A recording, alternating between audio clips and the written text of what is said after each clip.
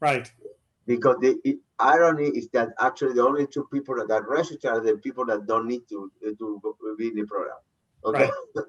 And we do this in order to help, and that's it. So yeah. I'll make another push. Please, if you can email them to all of them, appreciate it. No, that was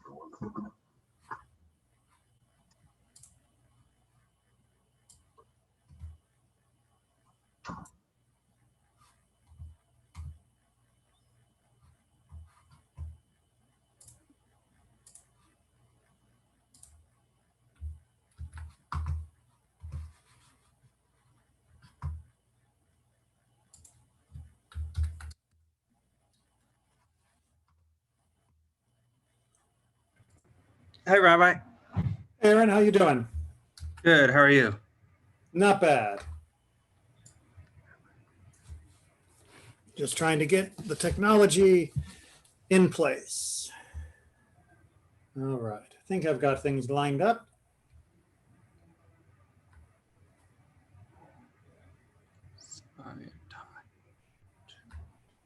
Yeah, that's about as good as we're going to get. So this is about prayer and fasting? Yep.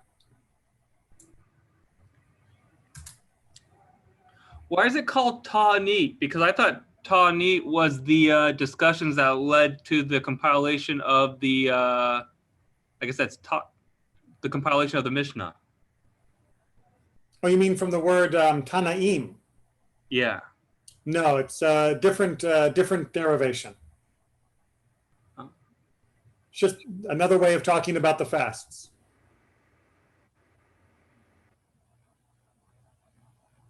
Natan left. All right, well, we'll give him a minute to come back and let a few other people join in.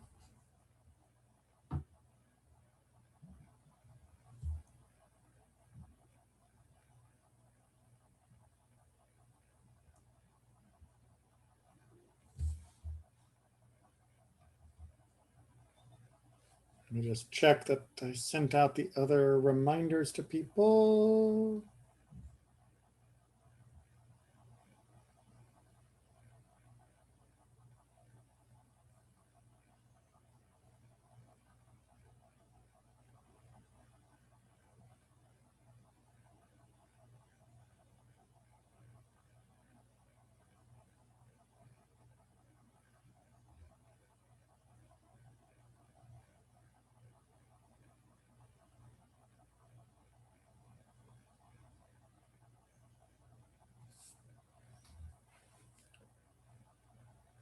How did we lose Natan? He was just there.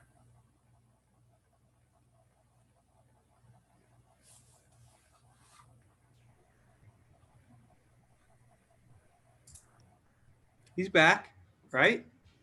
Not unless he's invisible. I show him as a participant. No, but his chair is empty. Oh.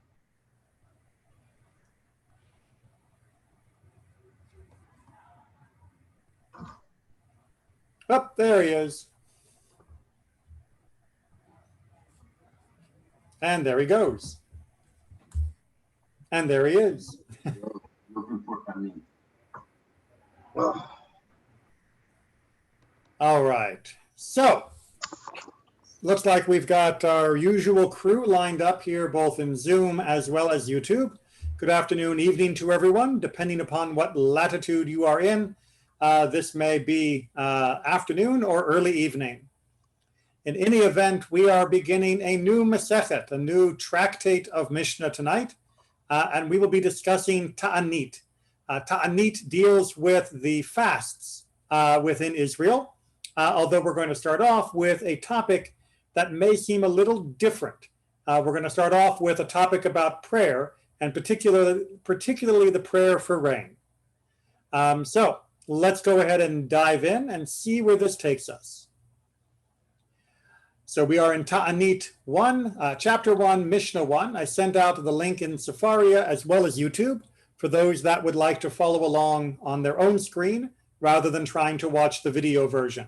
I always recommend that, of course, to use your own version, That way you can access the wonderful commentaries available. Many other good resources out there as well. Excuse me. From when do they mention the powers of bringing rain? That is to say, the power of rain. Excuse me, what do we mean powers? All right, this is somewhere where if you are familiar with Jewish liturgy, Jewish prayers, you are at an advantage. And you're definitely at advantage if you use the actual Hebrew. So you'll notice that on the first line of the Hebrew, the third word, I don't know if you can see my mouse here, the word is gvurot. And if you are familiar with Jewish liturgy, you'll know that the gvurot is the second blessing of the Amidah. The first one is the avot, the second is gvurot, and the third is the kedusha. So gvurot is the second blessing. And if you are familiar with not only the words in Hebrew, but the actual meaning of the words, you'll know that the gvurot is all about God's amazing power, God's great power. In this particular case, then we're asking is, when do we add a special remembrance about God's power regarding rain? And quick test, does anybody know what that phrase sounds like? Hey, Rabbi. Mashiv haruach umarid hagashem. Right? That is the sentence that we are talking about. When do we add that sentence, which usually in most prayer books comes in the second line of the Siddur? Yes, Aaron. Geverut means, did you say Geverut means power? Powers, yes. Powers, all right. Mights. And Geshem is range, right? Exactly. Well, Geshamim is the rains, yes. All right, so the question is, right, Me'ematai, when do we begin this process of inserting into the Giverot a special line regarding God's power for bringing rain? And as you can see, this is still very relevant because we still follow, we'll follow the conclusion of the argument that is begun here. Rabbi Eliezer says, on the first day of the festival, right? Now, you'll notice that the word of Sukkot is in brackets. That's because in the Hebrew, it just says Chag. And in traditional rabbinic texts, anytime you see a festival that's just listed as Chag, that means Sukkot. It is Hechag. It is the festival, capital T, capital F. So it is the fall festival, right, Rabbi? It is the fall festival, the sitting outside in your booth, the shaking the lulav, or if you are a farmer, the celebration of everything that has been harvested during the summer. And isn't there a difference between the tradition of the Ashkenazi with the Sephardic, or am I just totally off? Remember when one time in a ritual we asked, should we add the rain portion to but it was the service or something like that. Do you remember that conversation? I remember distinctly. Right. So the counter to Mashiv Haruach Umarid Hagashem is Morid Hatal, which, thanks God for the power, expresses our amazement at God's power for the bringing of dew, that light moisture that appears overnight during the year. And indeed, just to give a little bit of a tip of the hand, in the Sephardic world, they say Morid Hatal all year, except for when they say Mashiv HaRuach Umarid HaGashem, the blessing for the rain. Whereas in the Ashkenazic world, we do the blessing for the rain, but when we stop saying that blessing, which we'll talk about in a little bit, we do not say a blessing for dew. And that has to do with the relative blessing in different parts of the world. Dew is considered to be an inherent blessing throughout the Middle East and most of what was the Sephardic world, meaning most of the Middle East and a bit of Spain. Whereas in other parts of Europe, the dew was not as crucial. And so it was not seen as a powerful symbol of God's might. Okay, but more on that later, and actually more on the whole Morid Hatal section in the Talmud and then in the later law codes. We're not going to go too much more into, we'll see how much time we have. Aaron, hand up, yes.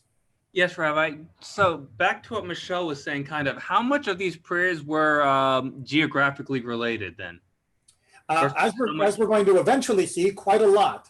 But the first main geographical distinction is going to appear mostly in the Talmud rather than the Mishnah, meaning that in the days of the Mishnah, you still had a large portion of the learned and leadership of Judaism in Israel itself, even though it was under Roman rule. Whereas later on, you have a much larger contingent in the academies of Babylon.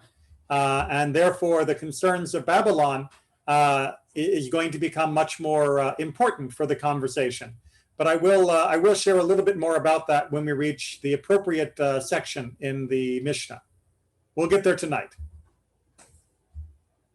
Okay, so Rabbi Eliezer's opinion is on the first day of Sukkot, you begin saying the blessing regarding rain, the statement of rain. The blessing regarding rain we'll talk about a little bit later.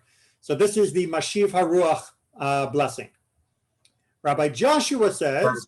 First day of Sukkot. Yeah, that's Rabbi Eliezer's opinion.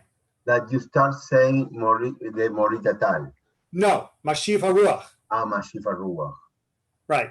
That you say the blessing for Geshem on the first day of Sukkot. Now, those of you who come to synagogue regularly will know that's not what we do, right? We don't do it on the first day of Sukkot. What does Rabbi Joshua say? On the last day of the festival, which in rabbinic parlance here means Shmini Atzeret, which is the last day, the 7 days of Sukkot plus 1 is Shmini Atzeret in the Bible. And that is what is referred to as the last day of Sukkot. And Rabbi Joshua says we should say the blessing for Geshem, for rain, on Shmini Atzeret. So those are the two positions our Mishnah starts with, and then they're going to argue about them. But again, if you're familiar with our service, you should already know Rabbi Joshua wins.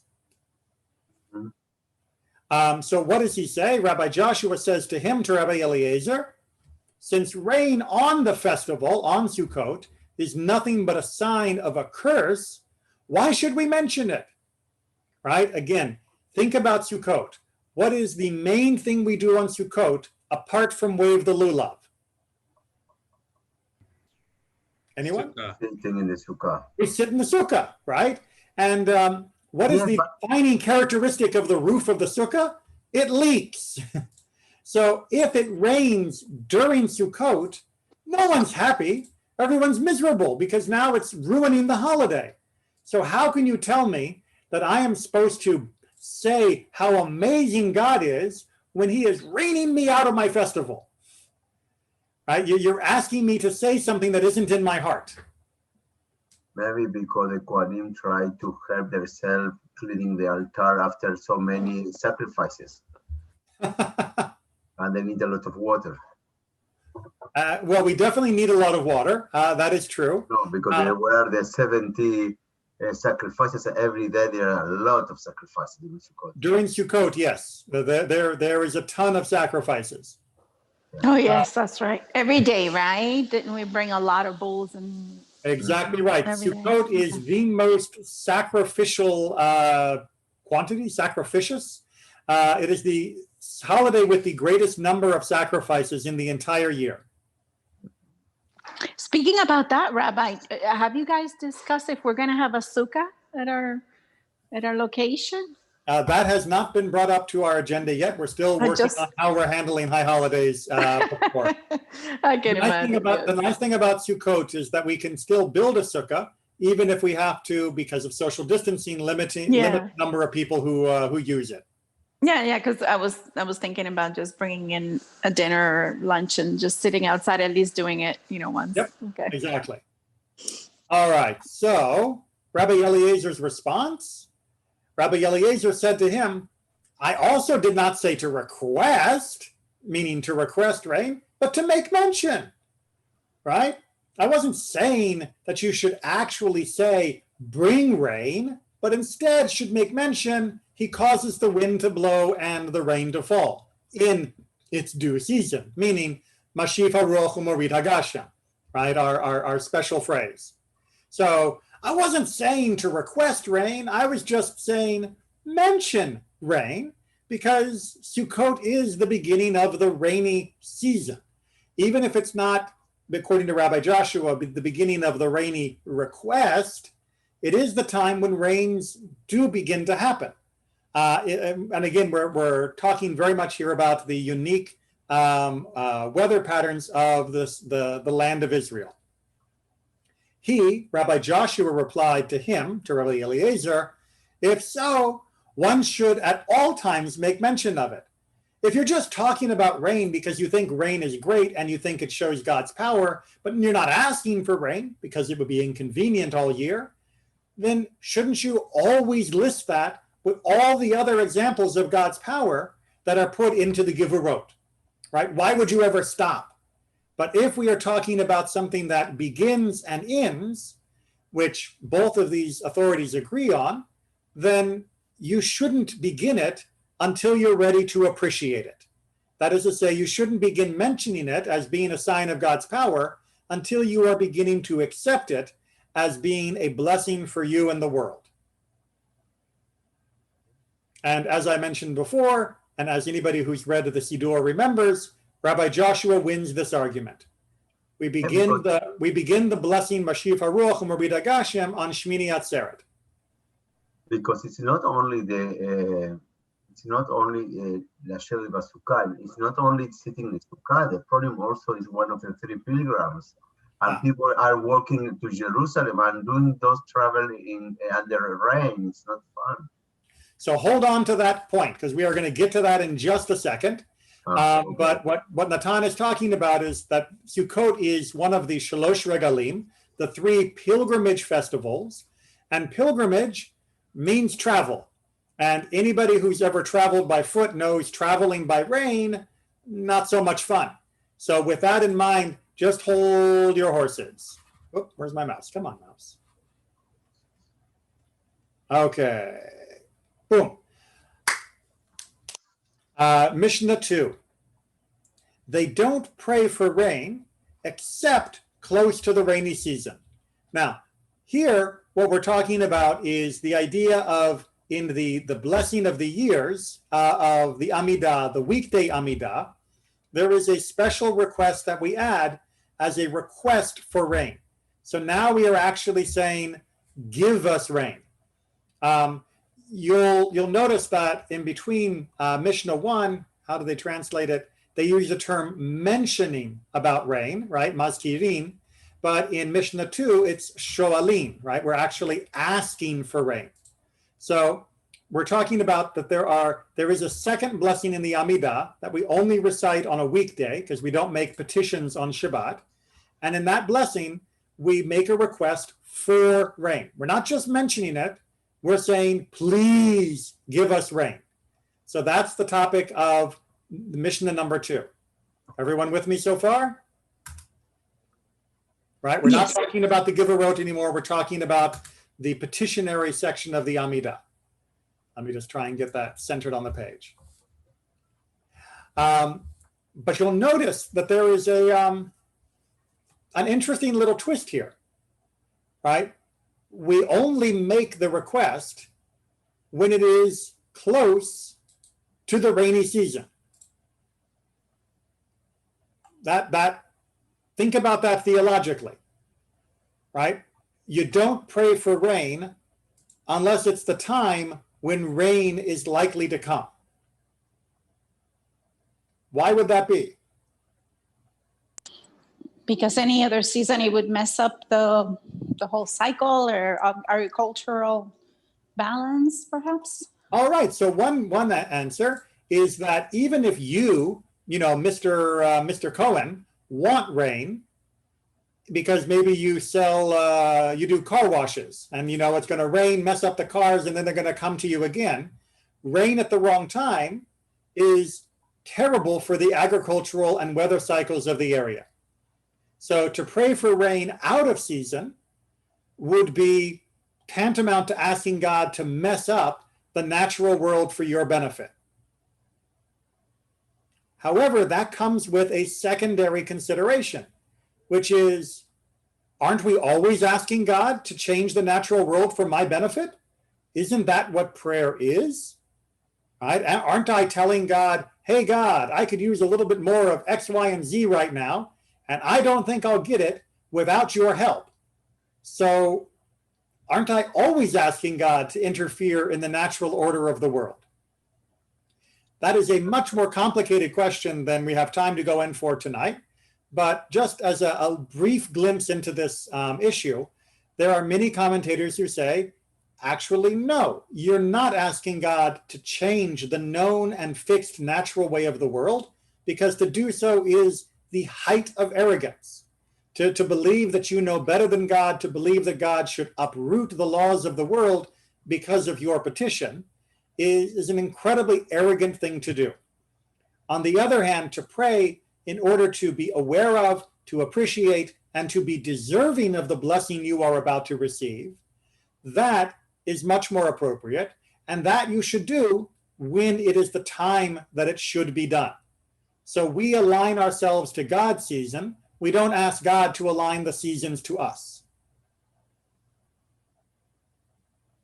And there's much more to be said about not praying for things that are known and set, to have them be changed. We don't pray for the gender of a child to be changed once it's been set. We don't pray for the fire to miss our house once it's already begun. We make sure that all of our petitions are only for things that are not yet occurring or not known to occur in a particular way. That way we allow God to work in between the gaps in our understanding of the natural world, rather than uprooting the natural world just for our convenience. Much more to be said another time on that topic. Or you can go look at my YouTube videos on understanding God. Anyway, more than one sentence. Rabbi Judah says, one who goes down before the ark on the last day of Sukkot. Let me pause there, right? So one who goes down before the ark. This is the rabbinic terminology used for the shaliach tzibor, for the leader of the service. Literally, it says the person who passes in front of the ark, or at least a literal translation. But it was referring to whoever had been chosen by the community to lead them for that prayer. Now, one thing I'm going to make mention here to make sure we see how this works out is that the phrase "the last one" and the first one is talking about the different people who would lead the different parts of our service. So on a regular day, we have a shacharit service, we have a mincha service, and we have a mariv service, going from dawn till evening. On a holiday, we have the shacharit service, the musaf service, the mincha service, and the mariv service, again, going from dawn till day. Now, technically, the mariv service is the first service of the entire day, but in rabbinic terminology, what they're talking about here when they say first is they're talking about the shacharit service. And when they're talking about the last one, they are talking about the musaf service. So with that in mind, let me read that line again, a little bit more, with a bit more of that inserted. One who leads the service on the last day of Sukkot, the one who recites musaf mentions rain. So on Shmini Atzeret, the musaf leader will mention rain during the Givurot. And indeed, this is how we do it. The first one, the one who leads Shacharit on Shmini Atzeret, does not. So on Shacharit, we still don't say Mashiv HaRuach, and on Musaf, we do. So it's just a few minutes later, give or take how long your Torah reading takes, and then we switch to that petition. And because that mark of Musaf, that service, is always held up to be the service where we focus on the essence of the day. Musaf always has the most core flavor of the day that we are mentioning. And so therefore, when we hit Musaf is when we make that transition to include Mashiv HaRuach. Everyone following that logic? If you're not familiar with the service, I apologize. This probably sounds a little confusing, but trust me, every good Siddur has the instructions labeled quite clearly. That's what I was, excuse me, that's what I was thinking. And I'm thankful that you understand what we're supposed to be doing, because otherwise we would really be lost. Well, I mean, you get used to it. And as you can see, there's a logic behind it. And if you can remember the logic, you could even figure it out if you didn't have the instructions in the book. I should also point out, for the benefit of those who are regular attendees, either in person or virtually, when we do this service for Musaf on Shmini Atzeret, you will hear that there is a special poem that is included to really drive home the emphasis on how amazing the Geshem, the water is, the rain is. So that's something to look for in your copy of a Siddur, preferably before you get to Shmini Atzeret, so that you can appreciate it even more when you get to that day. Back to our Mishnah and back to the calendar. On the first day of Pesach, the first mentions, the last does not. So again, when do we stop saying the blessing for Geshem? When do we stop saying Mashiv HaRuach? Well, we do it at the end of the blessing. At the end of Pesach. Just a moment. Let me get my ins and starts clear in my head and make sure that it actually ends up on my tongue the way it's supposed to.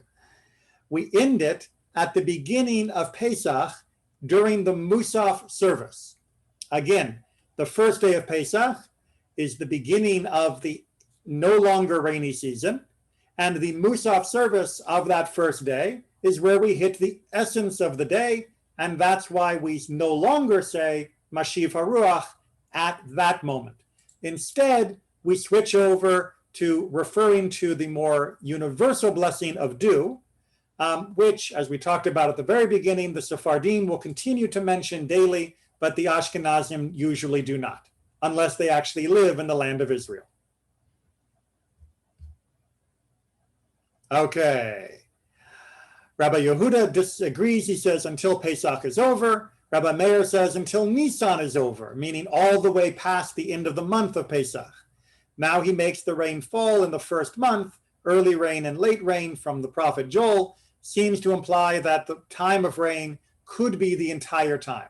However, as I mentioned, that is not the practice that we follow.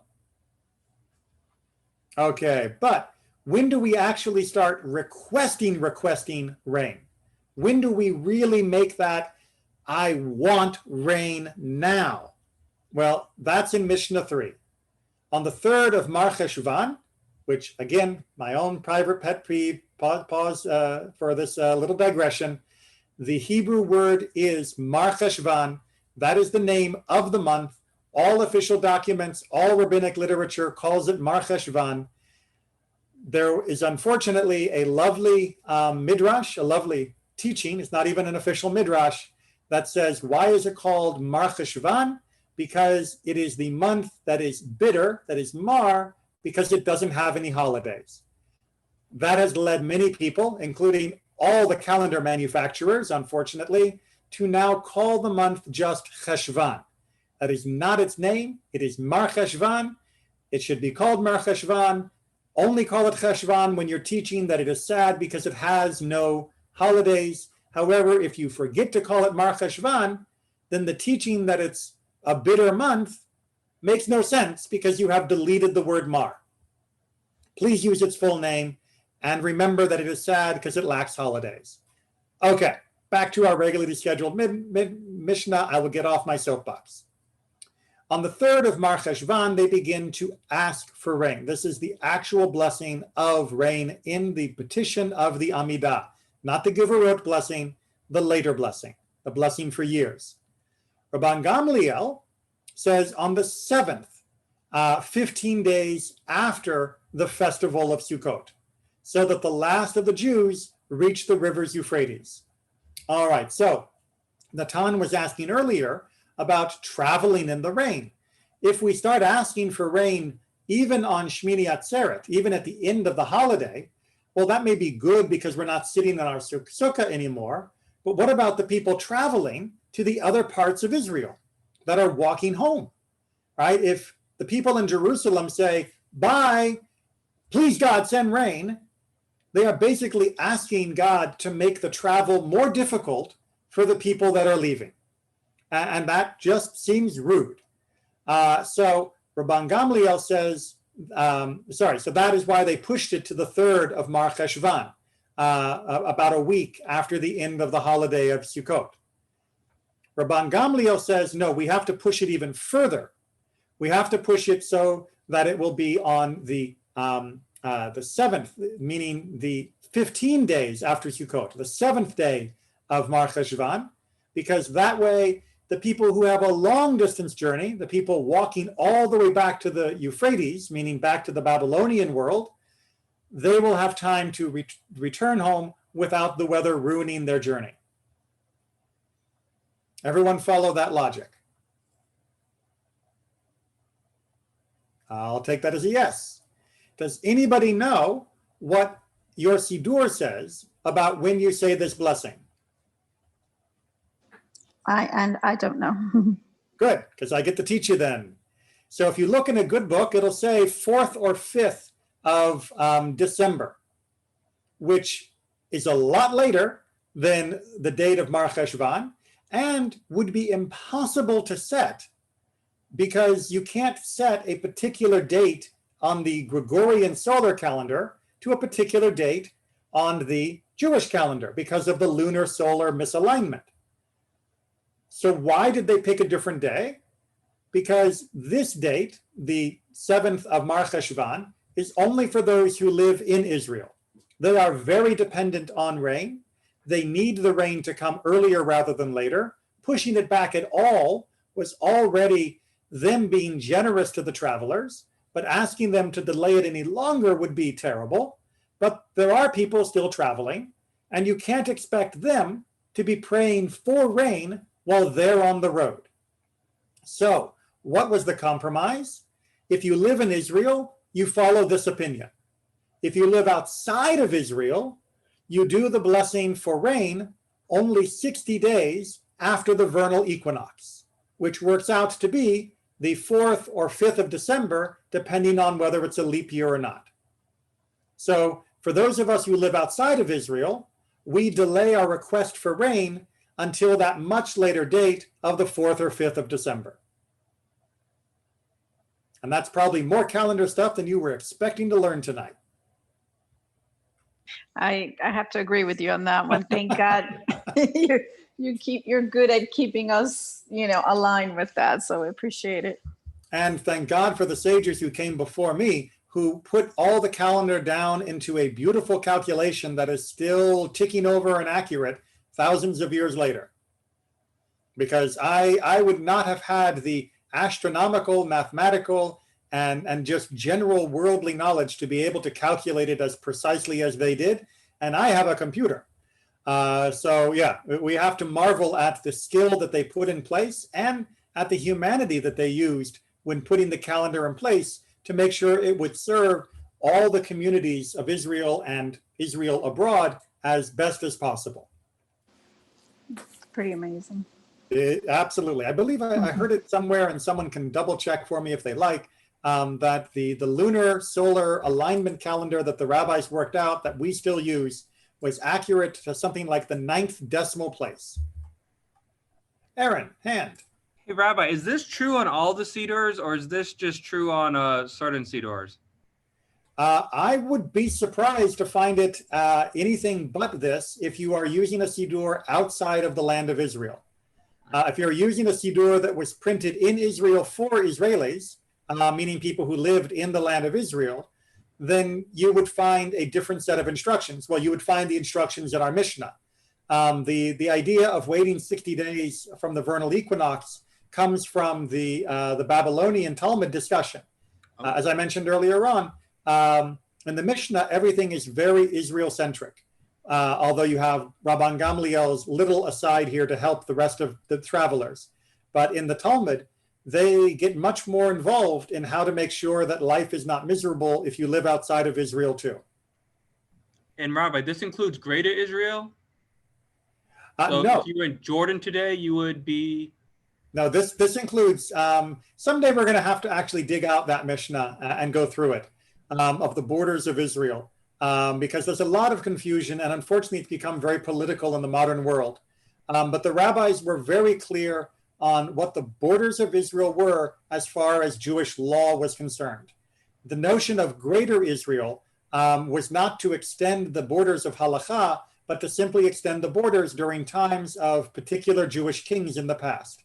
And if the people of those eras mentioned them, merited them. So that Jordan does not fall into the category of being in Israel proper for the halakha that deals with the land of Israel. Nor does Eilat by way of extension.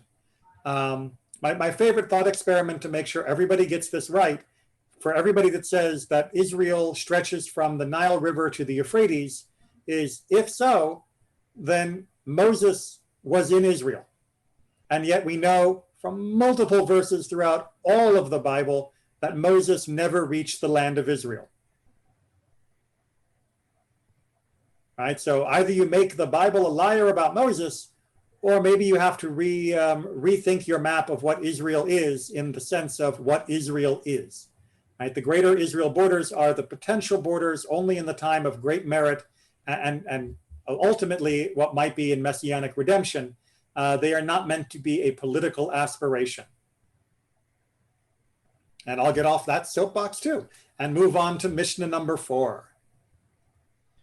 And now we get down to why this tractate is called fasting. Because you may have noticed for 3 Mishnayot and about 40 minutes of conversation, we haven't talked about fasting.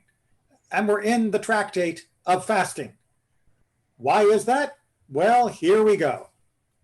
If the 17th of Mar Cheshvan, remember that's the real month name, came and no rain fell, individuals begin to fast 3 days.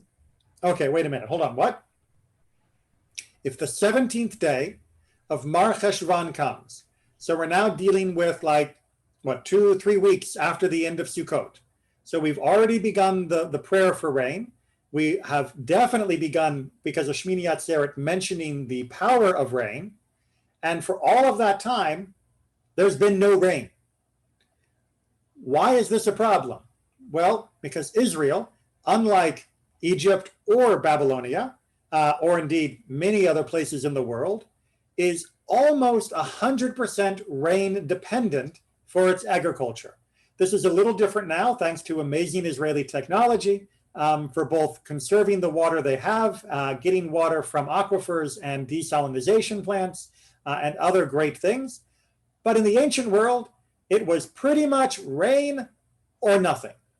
You could squeak by with water in cisterns and water from wells and such, but it was not nearly sufficient for the agriculture of the land. So no rain means catastrophe is coming. And I don't know if you guys are farmers. Actually, I'm pretty sure by the names on the list, unless there's somebody watching on YouTube that I don't see, none of you are farmers. You may not realize this, but if you don't get rain at the right time, you don't get to make up for it. Meaning, if you plant your seeds at the time you're supposed to plant them, and the rain hasn't come, there's a very good chance that the vast majority of your seeds are not going to grow at all, and that many of the others will not grow sufficiently before the summer harvest time ends and they die. So the rain coming late is just about the worst possible situation you can have, right? Even a war you can deal with, because yes, you can hide, you can ration, you can survive, go out, harvest what was left. You can deal with wars more easily than you can deal with drought in the ancient world of the land of Israel. So a drought is a catastrophe.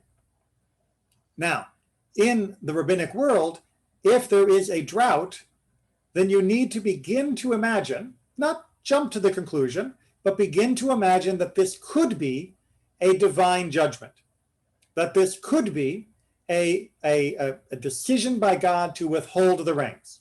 Now you'll notice they don't make that leap on the first day. And as we're also going to see, they don't make the leap to that completely even after this initial period of fasting. They are if you'll pardon the expression, testing the waters to see what level of catastrophe they are dealing with, to know whether it is so unusual that the only explanation is divine punishment. They are willing to begin the process now just in case, but they don't leap to that conclusion until much further down. Hey, Rob, I have a question about divine punishment, and this is a little off topic. Everyone has a question about divine punishment. Go ahead. It was just just from the book of Job. There's the question of why bad things happen to good people. So can't you be cursed without it really being punishment? Absolutely. Oh. Or more importantly, you can suffer without it being punishment, even if you're not being cursed. So the rabbis were very aware of this, right? Sometimes the rains are just late, right? Which is why we already have a delay in this petition, this ratcheting up of the petition for rain, because the rabbis are aware that, you know, as my geography teacher would tell us in college, climate is what you expect, weather is what you get. Right? So the climate of Israel is that rain begins around the holiday of Sukkot. The weather of Israel is, meh. Sometimes it does, sometimes it's early, sometimes it is super late, and when it is super late, you are in a big problem. Right, but before we were talking about divine intervention. Well, that's because the rabbis are hedging their bets. They're not going to wait until it becomes so dire to acknowledge that this might be divine intervention. But they're also not going to jump before it is so dire to the communal public declaration that it is divine intervention. They are going to slowly ratchet things up. So when it says individuals here, the Talmud clarifies that these are the leaders of the community. Right? The leaders of the community begin a moderate fast. What does a moderate fast mean? And what does 3 fasts mean? Well, let me finish and then I'll explain. They eat and drink after it gets dark, and they are permitted to do work, to bathe, to anoint themselves with oil, to wear shoes, and to have marital relations. To service the bed is the Hebrew euphemism for marital relations. So this is the most minor of fasting activities. They would only do it on a Monday, a Thursday, and then another Monday. So basically a 1-week period. They're not fasting in 2 days in a row because that would be very bad for your health. And they are letting people fast only during the daylight hours. So in the evening, you can eat after the sun has gone down and the stars come out. And they're actually fasting, Rabbi, on the day that we actually pull the Torah, Mondays and Thursdays. That's interesting. Those were considered to be the most public days, which is why we read Torah on those days. And of course, the most auspicious day, because when we are reviewing the Torah is when we are most sensitive to perhaps realizing what the problem might have been, that if this was punishment, this would be connected to. So they fast for those 3 days out of the 7. You'll notice they still work, they still wash, they still use anointing, and they still wear leather shoes, which is what was considered a sign of arrogance. So this is a very minor form of fast for testing the waters to see, maybe we'll realize through this form of self-introspection that there was a problem, but we're not ringing the group alarm bell just yet. No one's pulling the fire alarm or the rain alarm. Aaron. Robert, you said this would be bad for your health to do this 2 days in a row, but don't the Muslims do this for a whole month during Ramadan? So indeed they do. I do not believe that Judaism ever advocates that. But the Muslims also during Ramadan they set themselves up very much to have rather pleasant feasts at the end. Exactly, at the end of the day. Mm-hmm. Right, which is their way of celebrating that month, which is a very different mindset.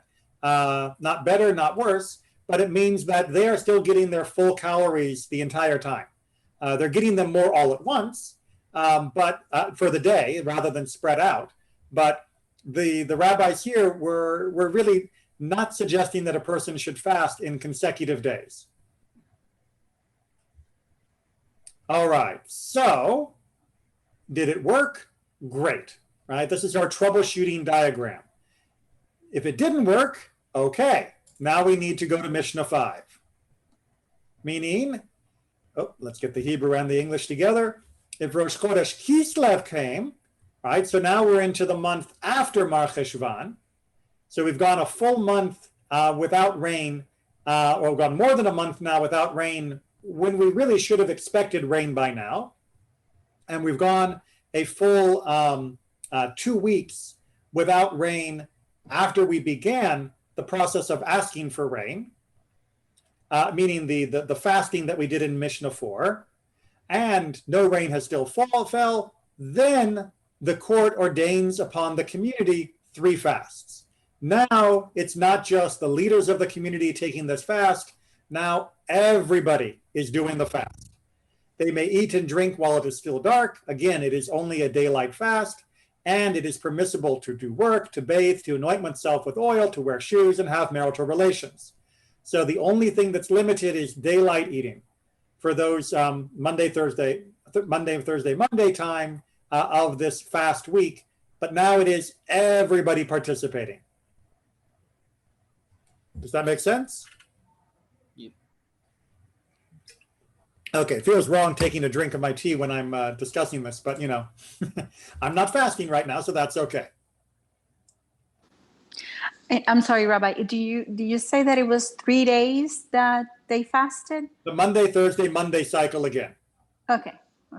All right, I can't get the Hebrew and the English on, so I'm just going to go down to the English since I think that's what the majority of my viewers are looking at.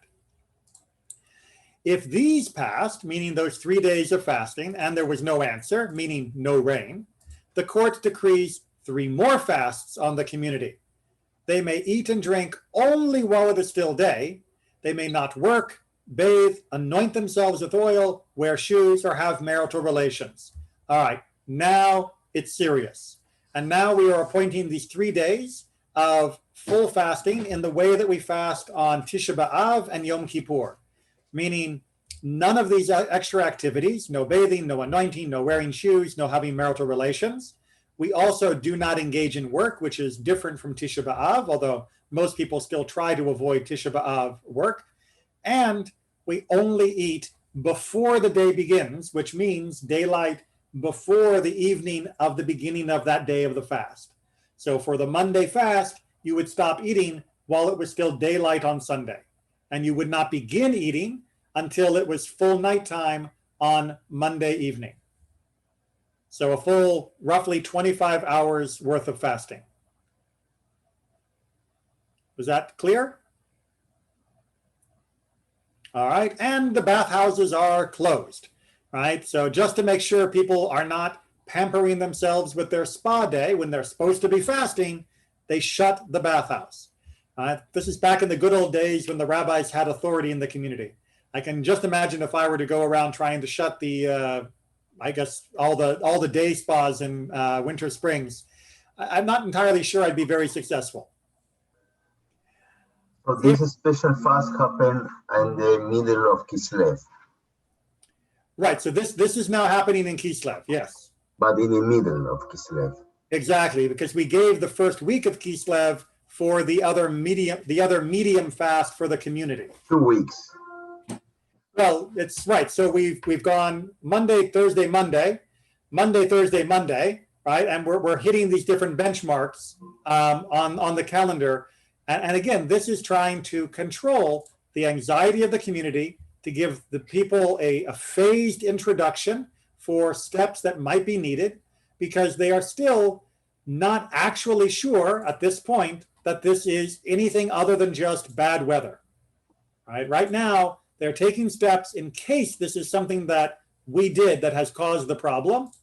And so by having these fast days, there is more time for introspection, more time for reflection, more time for people to examine and do the tshuva, to return to God wholeheartedly. Notice nobody is going around saying, it was the Cohen family that's responsible, right? Nobody's getting burnt at the stake. Nobody is being driven out of the town as a sinner. No one is being tarred and feathered or tied up in the market square and being humiliated by having apples thrown at them or anything that happened in other parts of the world, unfortunately and sadly. This is a very controlled, very measured, very scheduled ramping up of what can we do to try and make sure this is not a divine problem, but instead just a geological problem, a geographical problem, a meteorological problem. That's the problem of trying to teach this near 8 o'clock. Right? We want to make sure it's not just meteorological. What is interesting, Rabbi, is, if you're thinking about farmer families, even nowadays, after some of the disasters that have happened in the U.S., all families help each other. So no one is blamed for anything that could have happened. And it's interesting that, that is something that absolutely I would expect in Israel, the same type of behavior, that we would just support each other. We do the best we can. If there's anything that we can do to repent for someone else or repent for ourselves or whatever we need to do, we just do it, because how are we going to survive without being able to, have produce and stuff? My grandfather was a farmer, and we had rain all the time in Puerto Rico, in my town, because we lived in a very, very, I call it the jungle, because it was just constantly raining. So we were very blessed in that sense, but there were some years that we wouldn't get rain. And my grandfather would actually have to go and work at New York, Detroit mainly, and all this different, go to the factories and stuff, earning some income, come back to the island, and then continue, being a farmer, because that's how we survived. And so it's fascinating coming from that kind of mentality that I was in, that my grandfather produced everything. So we barely went to the supermarket. Everything was produced. Everything was from the field to the table. And when my grandfather passed away, we had to go buy stuff. I mean, it was just a total shocker to me, because I was in my teens, and it was very difficult for me to get a hold out of my head. I'm like, oh my God, we don't have the one that will bring us the big, sweet potatoes and, all these bananas. I bet the supermarket food did not taste as good.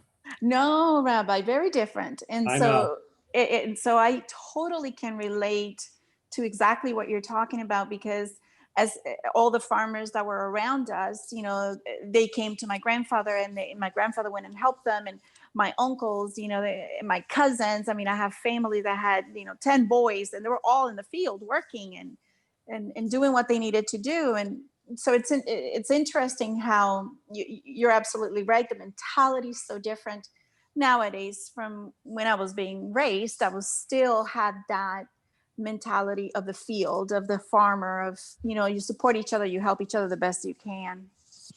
Although I do need to point out, you're absolutely right in describing the ideal mentality, both within Tanakh and history and our own modern world. However, we've seen that not everybody lives up to that ideal. In the Tanakh, the people of Israel often were very aggressive and hostile to one another, especially in hard times. And we know throughout history, Jews were often blamed if there was a problem in a community. And we know that people would turn on each other as well. And even in our own lifetime, various hurricanes will smash into parts of the US. And I will see people on TV channels in this country blaming, oh, it was the fault of the gays, or it's the fault of people getting divorces, or it's the fault of this group or that group. Unfortunately, that mentality does still exist and can still be a loud and annoying mentality. I'm very proud of our tradition that it was written that you do not do that, right? We don't go looking for the guy who's responsible. One of the things that we have in the book of Jonah that ended up in Western civilization is the term Jonah in Western civilization became a synonym for scapegoat of the person who was cursed. And they would say, oh, he's a Jonah, meaning he's a problem, right? So we need to get rid of him. We need to throw him away because he's cursed. But when you actually read the book of Jonah with Jewish lens, that was entirely the wrong attitude. The non-Jewish sailors, they had the right heart and did not want to throw anyone over. Like you said, they had the right mentality of row, and we'll work it out. We're not going to leave anyone behind. No one goes over.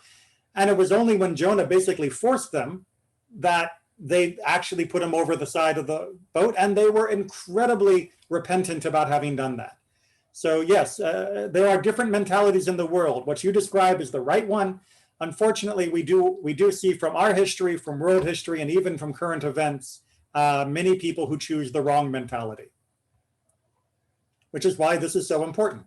As it's very important to remember, if it was natural for people to do it like the Mishnah says, the Mishnah wouldn't have had to tell us to do it this way. The Mishnah is telling us to do it this way because it knows a lot of people, maybe not the majority, but a lot of people, and perhaps angry and armed people, are going to behave violently if they think there is a problem with the rain that could be solved by getting rid of the cursed person or cursed people. So the rabbis continue.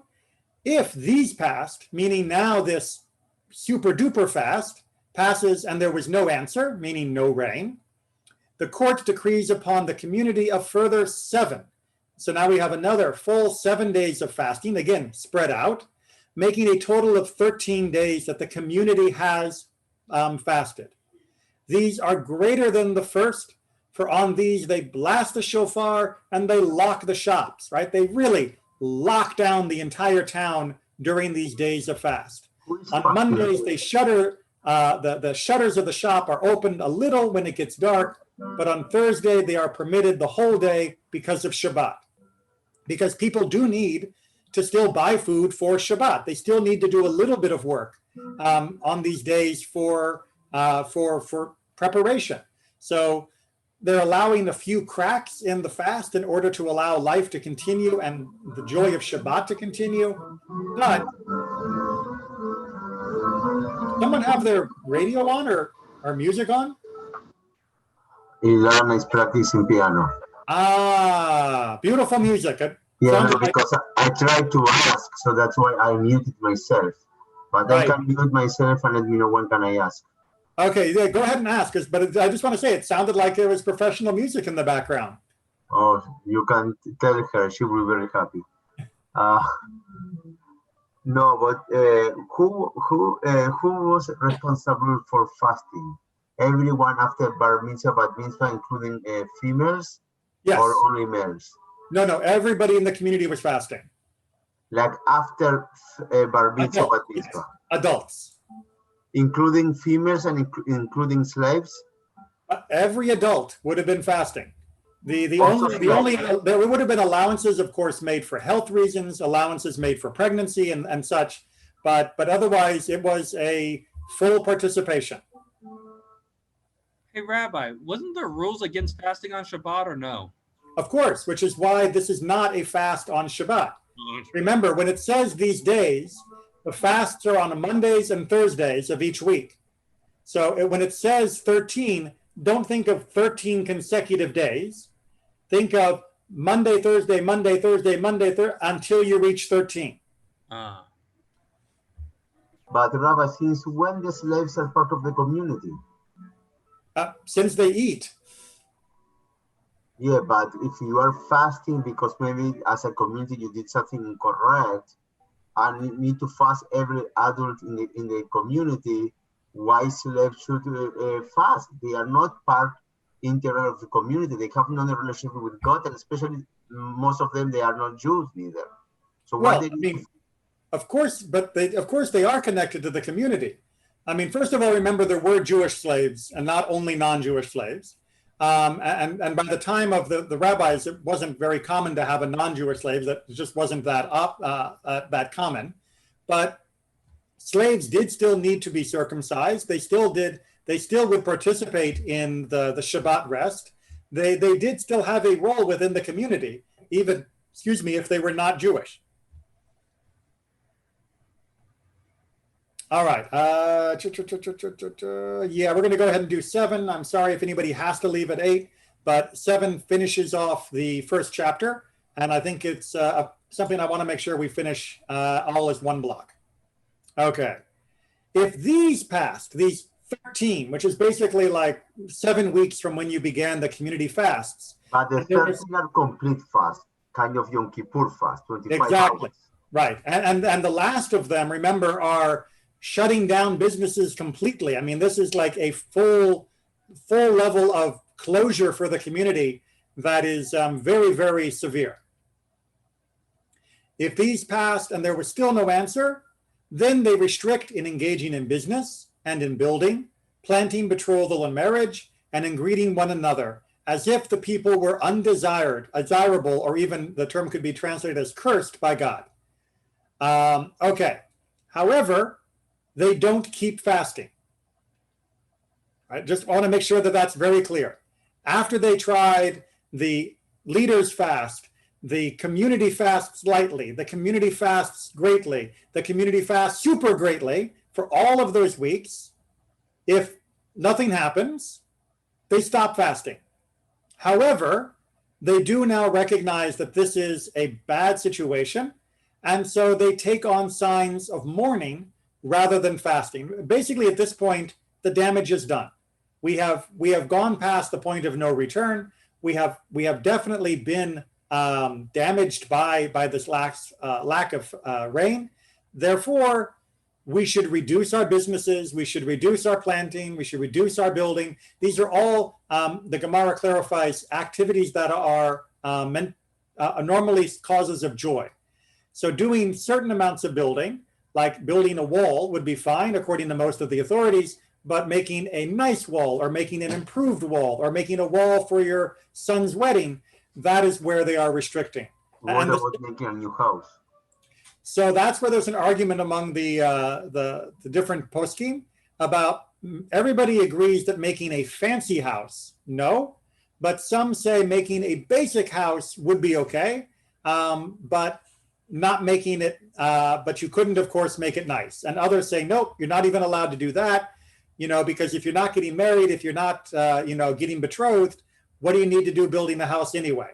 So, because remember, people generally lived in the same house until they got married and then would move to a new house. It wasn't, sorry for the real estate people, it wasn't like they were big construction firms doing developments in the ancient world. Rabbi. Yes. But you said the poskim, shouldn't that change with time since that's no longer the practice? Yes, absolutely. And indeed, if this were to continue to happen and there were to be a court that was recognized that followed and implemented this, then the types of restrictions would maybe look a little different. The big ones, of course, like marriage and betrothal would stay the same, but we might include other things like we do in our normal mourning practice, like not going to live music concerts and such. However, the individuals go back to fasting until the end of Nisan. So the leaders of the community, they are still on the fasting routine. But the rest of the community is not expected to continue that super duper fast all the way through. If Nisan passes and then rain falls, this is a sign of a curse, right? This is a problem, right? Because now you're getting rain at exactly the opposite time. Remember, when Nisan is done, we've already stopped saying the blessing for rain because we don't want rain during the summer. Maybe in Florida too, but I think it helps our local agriculture. But in Israel, rain during the summer would ruin the crops that, if any had grown, that were in the field. So now, if you get rain at exactly the opposite time from when you wanted it, and you didn't get it when you did want it, that is obvious God has it in for you, right? This is a curse. So what's the limit? Because, for example, if continue being the dry, and the leaders of the community need to continue fasting in the same way, but for how long? Like if 2, 3, 4 years? No, until the end of Nisan. But what happens if still it's not raining in Nisan, nothing happened, and you move after Nisan and you continue? For example, in Africa, many of the places in Africa, they are completely dry for 2, 3, 4, 5 years. Okay. So we're gonna come back to that. Let me finish this, and actually, let's begin that topic next week, because there's a very interesting discussion about the long-term implications and different geographies. But let me finish off this Mishnah. We'll finish for tonight, and remind me to start with that question before we begin chapter 2 next week. So, why is this considered a curse? Because we have from the book of Samuel, it is the season of the wheat harvest, meaning the summer. I will pray to the Lord, and he will send thunder and rain. Then you will take thought and realize what a wicked thing you did in the sight of the Lord when you asked for a king. Right? So Shmuel, the prophet Samuel, specifically uses rain in the summer, this is, remember, in Israel, as a sign that God is cursing the people because they wanted to have a king rather than continue to follow God directly through the guidance of his prophet. So because of that verse, we can understand that in the land of Israel, getting rain at the wrong time during the wheat harvest, during the summer months, is a clear sign of displeasure, as opposed to just the weather is going weird. All right, with that, we'll leave it there. We'll continue with different climates, long-term droughts, and other issues as we begin chapter 2 next week. Thank you. And by the way, Rabbi, since I missed last week, which one are we in? Are you still in Eruvin? No, we're in Taanit now. Taanit. Okay, great. Thank you. So I can finally catch up on my reading. Thank you. No problem. Okay. All right. Bye-bye. Any other questions before we close for the night?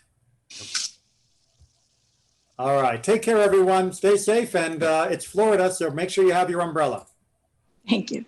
Thanks, Rabbi. Bye-bye.